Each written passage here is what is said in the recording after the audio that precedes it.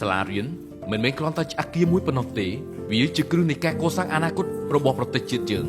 នៅពេលដែលសាលារៀនមានគុណភាពល្អអនាគតរបស់កូនយើង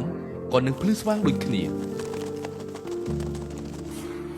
សាលារៀនល្អគឺជាកន្លែងដែលសិស្សានុសិស្សមិនត្រឹមតែរៀនមេរៀនជីវិតក្នុងសៀវភៅប៉ុណ្ណោះទេប៉ុន្តែថែមទាំងរៀនពីជំនាញជីវិតជំនាញគិតនិងការរស់នៅជាមួយគ្នាក្នុងសង្គមសាលារៀនល្អគឺត្រូវការគ្រូល្អ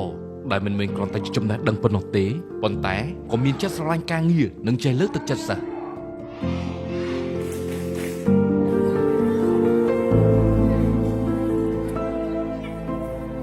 ការចូលរួមពីឪពុកម្ដាយនិងសហគមន៍ក៏ជាផ្នែកមួយដ៏សំខាន់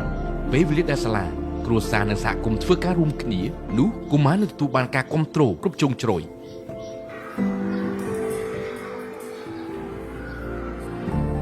សាលារៀនល្អមិនមែនជាការទទួលខុសត្រូវរបស់គ្រូឬរដ្ឋាភិបាលតែម្នាក់ឯងនោះទេ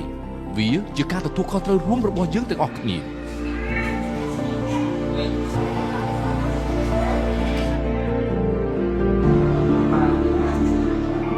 សុជីវធម៌ល្អក្នុងសង្គមពិតជាមានទំនាក់ទំនងយ៉ាងជិតស្និទ្ធជាមួយនឹងការអប់រំរបស់គ្រូ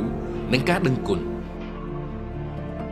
គ្រូបង្រៀនមិនត្រឹមតែបង្រៀនចំណេះដឹងប៉ុណ្ណោះទេប៉ុន្តែថែមទាំងជាគំរូល្អសម្រាប់សិស្សនៅក្នុងការបង្ហាញគុណតម្លៃ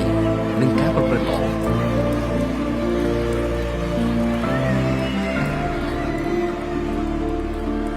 អនាគតល្អក៏ចេញពីសាលារៀនល្អនិងចិត្តដែលមិនបោះបង់ការជប់រៀនចូលរៀនដើម្បីអភិវឌ្ឍនិងអភិវឌ្ឍដើម្បីចែករំលែក